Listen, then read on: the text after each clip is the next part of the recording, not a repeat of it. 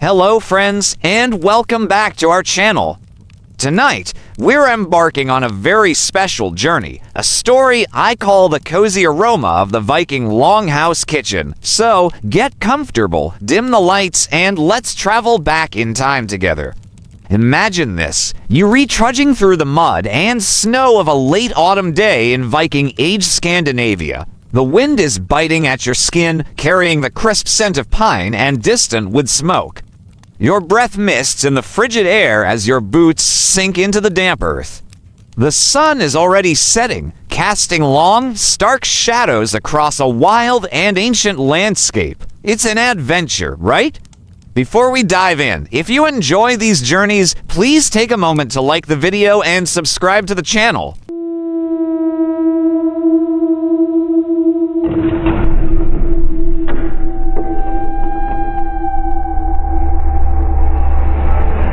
I'd also love to know where you're listening from and what time it is for you. It's always amazing to see how far these stories travel. Now, let's get back to our journey. You've been traveling for what feels like an age. The light is fading fast, painting the sky with bruised purples and fiery oranges. But your focus is forward. There, in the distance, a flicker of light, then another. And with them, a new scent teases your nostrils, not just the clean, cold air, but something richer, more complex. Wood smoke, yes, but also roasting meat, and something savory that makes your stomach give a rather uncivilized rumble. Civilization, of a sort, is within reach. As you draw closer, the outline of a large structure takes shape against the twilight. It's a longhouse, exactly as you'd imagine from a history book, only so much more real. Its walls are sturdy timber, and a thick, thatched roof slopes gently, shedding rain and snow. Smoke curls from a vent in the ridge, a sure sign of a fire burning bright within. Around the longhouse, the sounds grow clearer, the distant bark of a dog, the lowing of livestock, and, most invitingly, the murmur of human voices, laughter, shouts, and the clatter of wood on wood. You can almost feel the collective warmth radiating from the building, a stark contrast to the biting cold outside. It's a beacon, a promise of shelter after your long journey. Just a quick historical fact for you. Longhouses were the primary dwelling for many Viking communities, often housing extended families and their livestock under one roof for warmth and security. Think of it as an ancient co-housing situation, but with more fermented fish and fewer avocado toasts. Approaching the entrance, you pause. This isn't just any door. It's a threshold between the wild world and the heart of a vibrant community. You can hear the sounds more distinctly now, a rhythmic pounding, perhaps someone grinding grain, punctuated by the squeal of a child and the deep voices of men. There's an undeniable energy to the place, a hum of life that makes the hairs on your arms stand up. The air thickens with a symphony of aromas. That wood smoke, now sharper from a crackling fire of oak or birch.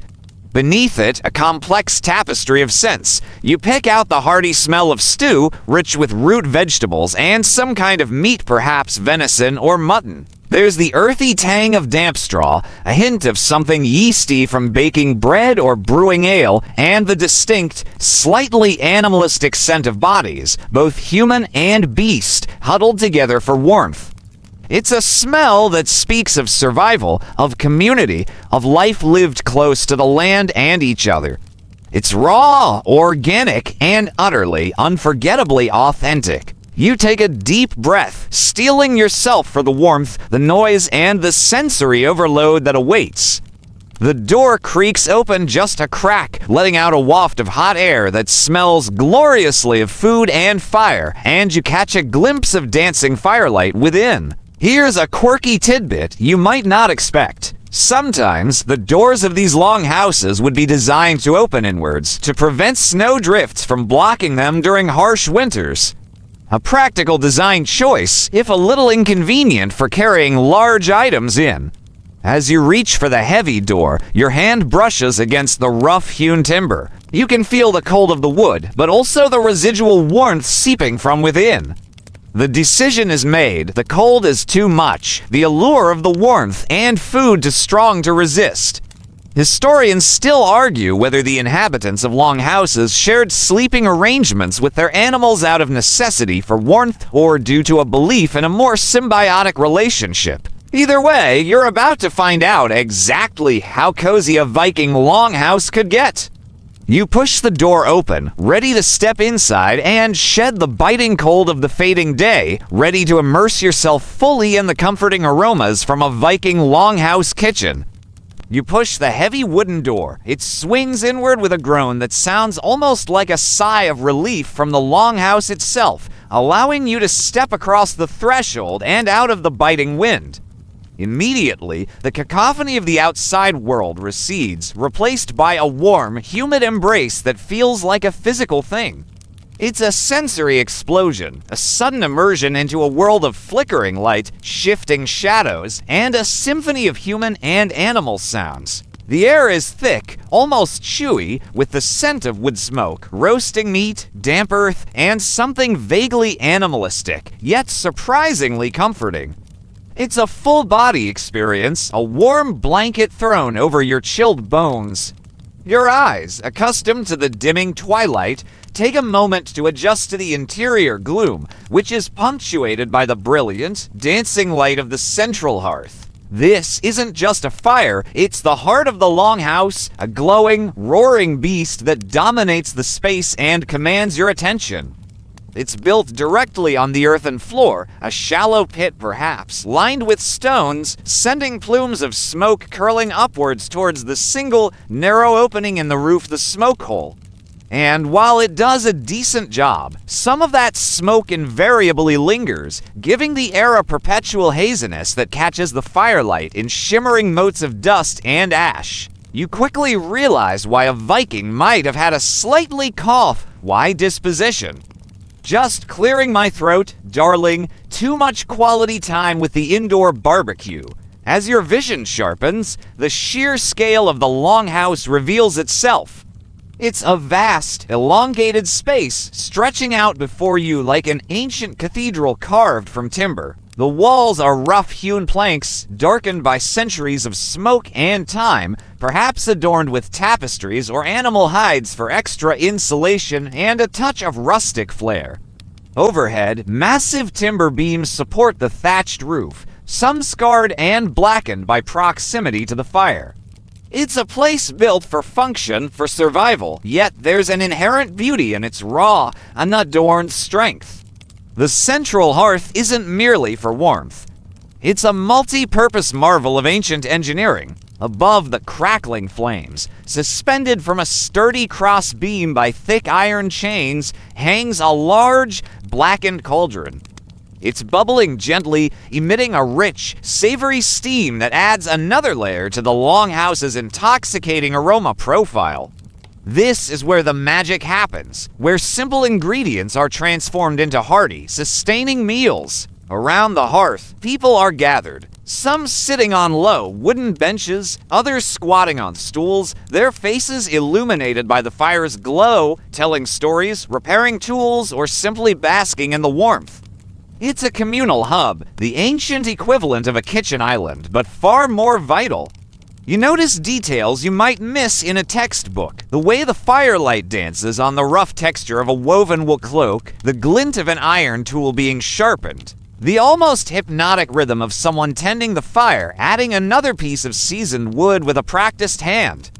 The soundscape here is as rich as the smells, the constant crackle and pop of the fire, the low murmur of conversations, the clatter of a wooden bowl, the occasional soft thump of a dog shifting in its sleep nearby. Yes, dogs, and possibly other animals. Don't worry, they're probably more concerned with finding scraps than with judging your fashion choices. Walking further in, you notice the distinct areas within the longhouse. Along the walls, raised platforms or benches, often separated by internal partitions or screens, serve as sleeping areas. These would be covered with straw mattresses, animal skins, and wool blankets, creating cozy, albeit tightly packed, nooks for the family members. And here as a quirky tidbit, you might not know, some longhouses actually had stalls for livestock, such as cattle, goats, and sheep, at one end, particularly in colder climates.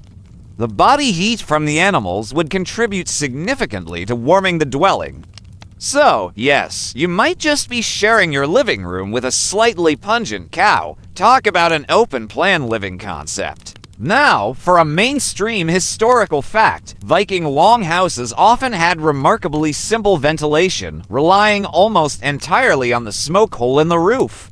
While effective for drawing out most of the smoke, it meant that the air inside was perpetually smoky, contributing to respiratory issues in the long run. Good thing you're only visiting. Imagine explaining to your doctor why you suddenly developed a chronic cough. Well, Doc, I spent a bit of time in a historically accurate Viking longhouse, and the air quality wasn't exactly up to modern standards. You move closer to the hearth, drawn by its magnetic pull. The heat radiates outwards, a comforting blast that soothes the chill deep in your bones. You extend your hands towards the flames, feeling the warmth seep into your fingertips. The cauldron above the fire is a marvel. You can see the steam curling from its depths, carrying the promise of a hearty meal. Perhaps it's an Einsteiger, a simple, nourishing stew made from whatever was on hand, root vegetables like carrots, parsnips, and turnips, along with cuts of meat and often some kind of grain, like barley. It's the ultimate slow cooker meal, simmering for hours, developing deep, complex flavors. Around you, life unfolds. A woman sits by a flickering oil lamp, spinning wool on a drop spindle, her fingers moving with practiced ease. A man, perhaps the master of the house, is whittling a piece of wood, shavings falling silently to the earthen floor. Children, surprisingly quiet for their age, are playing a game with pebbles near the warmth of the fire, their hushed giggles occasionally breaking through the general hum. It's a picture of domesticity, ancient and enduring. But this isn't just a home, it's also a workspace. You can spot tools scattered about, some neatly hung on pegs, others temporarily abandoned. There are looms for weaving, anvils for smithing, and various implements for preparing food or maintaining the longhouse itself. Everything has a purpose, every object tells a story of daily life, of resourcefulness and self-sufficiency. You chuckle inwardly, thinking about how many specialized gadgets we have today for tasks these people did with a handful of well-made tools. Oh, you need a garlic press. No, dear, just smash it with the back of your axe. Historians still argue whether social hierarchies within Viking society were always clearly reflected in the arrangement and size of living spaces within the longhouse.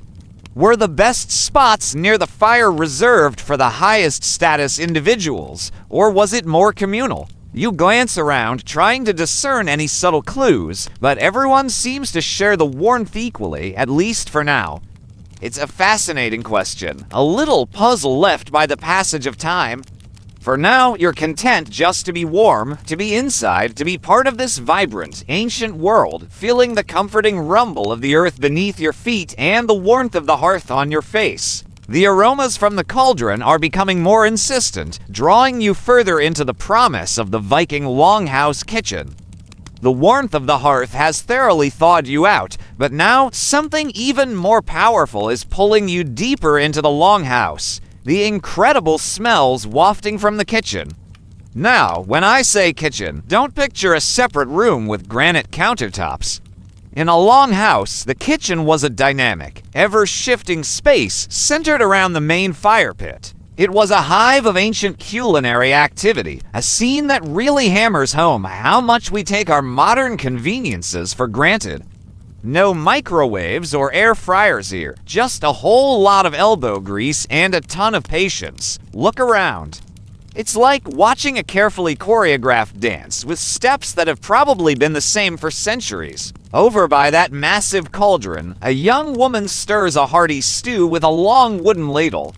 The steam rising from it is thick with the earthy scent of root vegetables and savory meat, carrots, parsnips, and maybe some venison or salted pork. It's a smell that promises deep, soul-warming satisfaction, and my stomach is definitely rumbling again. And over there, on that low wooden table, it's basically just a thick slab of wood on a couple of stumps. Someone is kneading dough with powerful, rhythmic motions. You can see the flour dusting their arms and catch that yeasty tang of rising bread in the air. This isn't your delicate, airy sourdough. This is a dense, wholesome bread, probably made from barley or rye. It's the kind of bread meant to fill you up and fuel a hard day's work, perfect for sopping up every last drop of that amazing stew. Here's a little historical fact for you. Grains like barley, rye, and oats were absolute staples of the Viking diet. They used them for everything: bread, porridge, and of course, brewing ale. Wheat was a luxury, so if you were hoping for a light, flaky croissant, you're in the wrong millennium. Honestly, you'd be lucky if the bread didn't have a bit of grit from the grinding stone. Adds character, right? Nearby, another person is expertly butchering meat. Maybe it's a fresh joint of deer or a side of cured pork. Their knife flashes, a gleaming extension of their hand, honed to a razor's edge. The cutting board is just a well-worn block of wood, scarred by thousands of previous meals. The raw, robust scent of the meat mingles with the cooked aromas, adding another layer to the longhouse's culinary profile. And notice this, nothing is wasted. Every scrap, every sinew, every bone is destined for the stew pot or to be rendered for fat. Waste not, want not wasn't just a trendy slogan, it was a fundamental rule for survival. Now here's a quirky tidbit that might make you squirm a little. While they weren't unclean, their concept of hygiene was different. Cross-contamination wasn't really something they worried about. The same knife could be used to get a fish, slice vegetables, and then carve meat, with maybe just a quick wipe on a cloth in between. Let's just say their immune systems were probably robust enough to make a modern microbiologist faint. Think of it as a natural probiotic, if you're feeling charitable. Look up at the rafters, see those bundles hanging there. That's fish, probably cod or herring, being salted or smoked. They're swaying gently in the drafts, and their pungent, briny aroma is a constant undertone in the air. It's a powerful reminder of the long, harsh winters and the critical need for food that wouldn't spoil. It really makes you appreciate being able to grab fresh fish from the supermarket year-round. Imagine getting excited about another dinner of dried fish. The light in here is dim but incredibly warm. Besides the main fire, flickering oil lamps, fueled by animal fat, cast soft, golden pools of light. It creates this intimate, almost cozy atmosphere, despite the hall's massive size.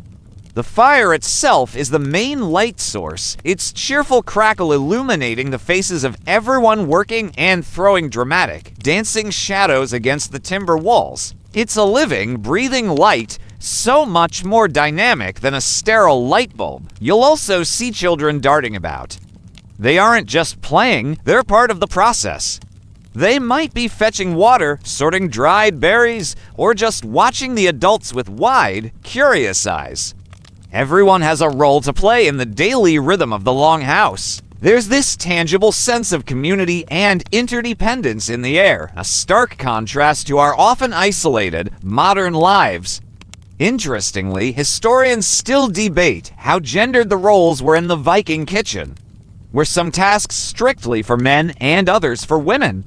Or was it more about who was available and capable? Looking around here, you see both men and women busy with food preparation, suggesting a practical division of labor. I bet the biggest argument was simply, whose turn is it to stir the stew? A debate as old as time itself. As the evening draws on, the pace of cooking picks up.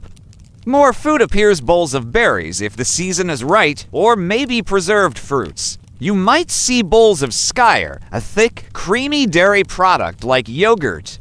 And if you're really lucky, you might even spot some wild honey, a precious commodity used to sweeten a dish or a drink. Every single ingredient here tells a story of the land, of foraging, hunting, and careful farming. The anticipation is building now. You can feel the energy shifting in the longhouse. The sounds of chopping and stirring are being replaced by the excited murmurs of people finding their seats. You hear the clatter of wooden bowls and drinking horns being passed around. The smells, once distinct, are now blending into a rich, cohesive symphony of comfort and sustenance. You realize this isn't just about eating. It's about coming together, sharing the rewards of a hard day's work, and strengthening the bonds of community. You're not just an observer anymore, you're about to be part of this ancient, vibrant household. Those comforting aromas have done their job. You are absolutely, completely ready for this meal.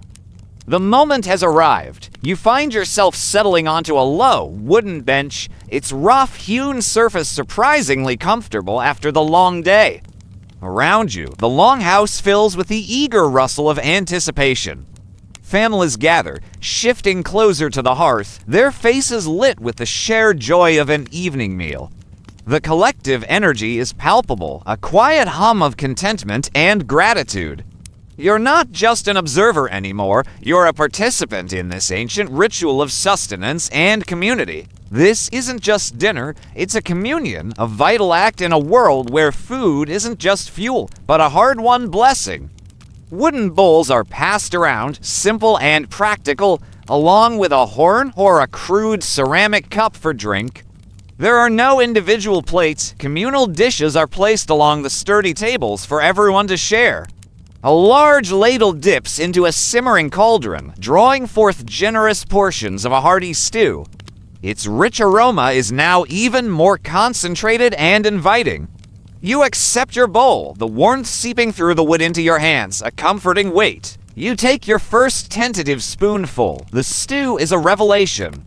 The meat, tender and flavorful, melts in your mouth, its savory depth complemented by the sweetness of root vegetables. The barley, cooked until soft, adds a pleasant texture and a wholesome earthiness. There's a distinct, robust flavor you can't quite place perhaps wild herbs or a touch of something smoked. No Michelin stars here, just pure, unadulterated Viking comfort food. Fancy a 5-course meal? How about 5 bowls of this?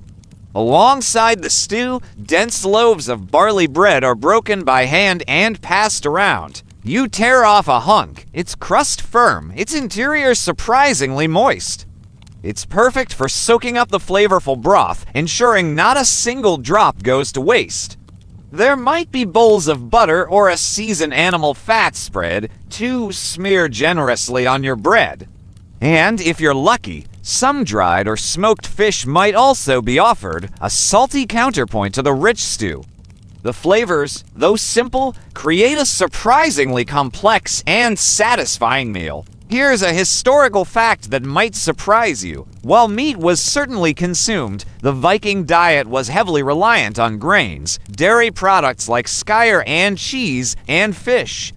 Vegetables like cabbage, peas, and foraged greens also played a significant role. So, while they weren't exactly vegetarians, it wasn't a non-stop meat feast either. Balance, even in the Viking Age, was key. The drink flows freely. Large horns, often intricately carved, are passed around filled with ale. This isn't your crisp, modern lager. It's a thick, unfiltered brew, probably low in alcohol but incredibly nourishing. You take a sip, it's earthy, slightly bitter, and surprisingly refreshing.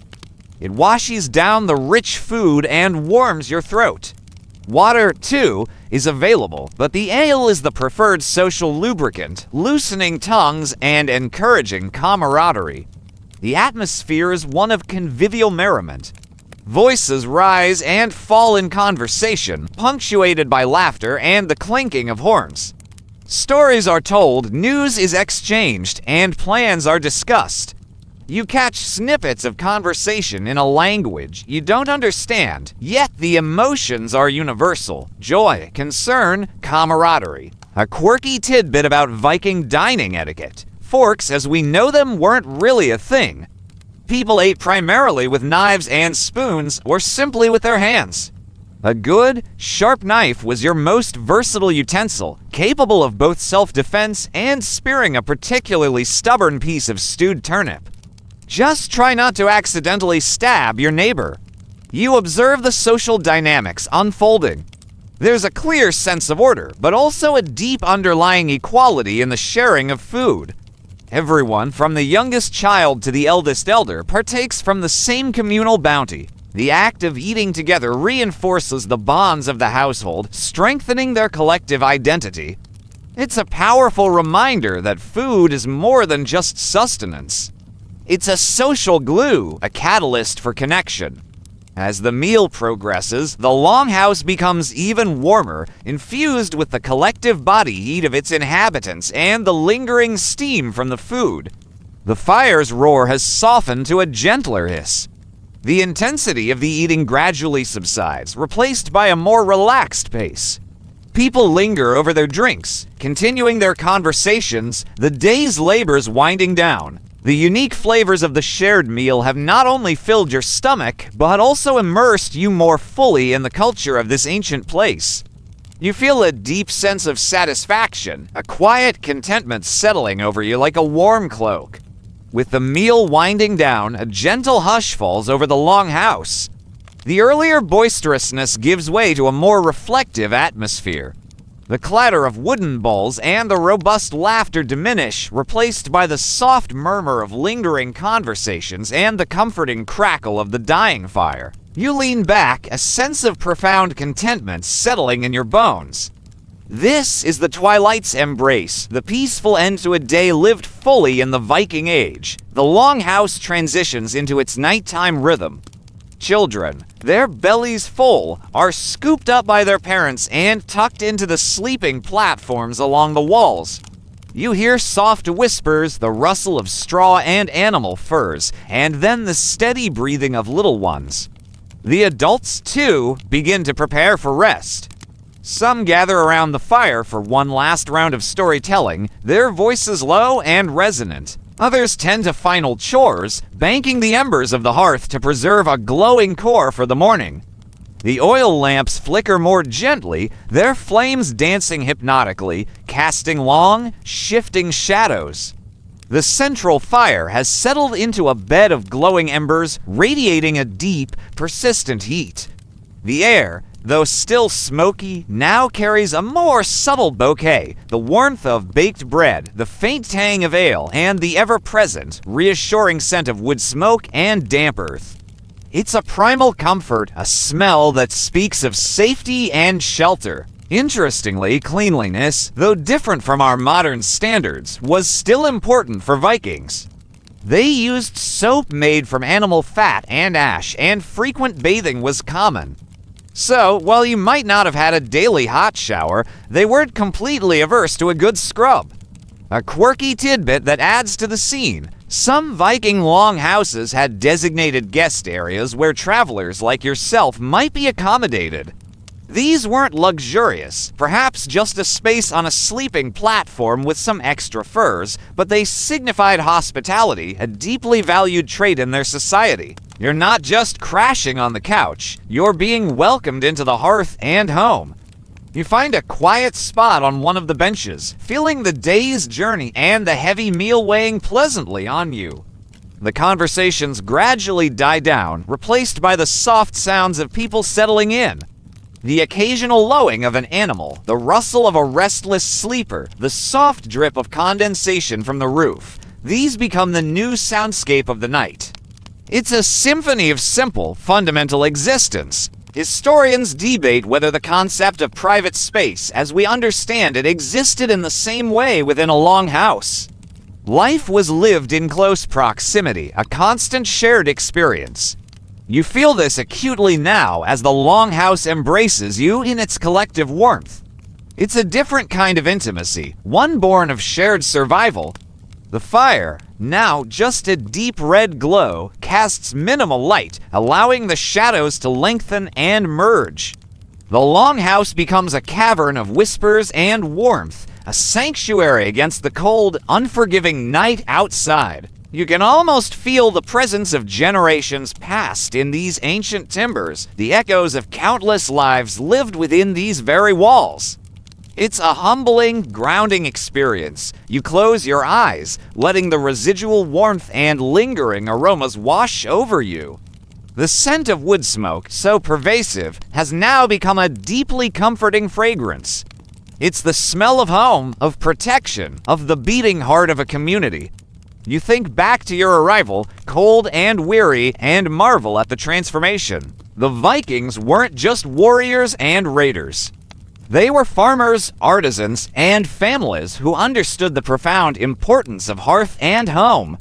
As your own eyelids grow heavy, you choose a spot on a sleeping platform near enough to the fire to feel its dying embers. You pull a rough wool blanket and an animal hide over you, nestling into the straw. The timber walls seem to creak almost imperceptibly, settling for the night, breathing along with its inhabitants. The longhouse has held you safe, fed you well, and now offers you its quiet embrace as you drift towards sleep. The last thing you register is the gentle, hypnotic hiss of the embers fading slowly into darkness. The soft, rhythmic sounds of the longhouse begin to blend into a single, soothing hum. The crackle of the fire, the distant murmurs, the earthy scent of straw and ancient timber all become a tender lullaby, wrapping you in a profound sense of peace. Your breathing deepens, slowing to match the quiet cadence of the longhouse. Thoughts drift away, like smoke through the roof vent, dissolving into the vast, silent night. You are safe, you are warm, and the world outside has faded, leaving only the tranquil embrace of sleep. Thanks so much for joining me on this journey back in time. If you enjoyed this immersive experience, please consider hitting that like button and subscribing for more adventures into the past. Sleep well.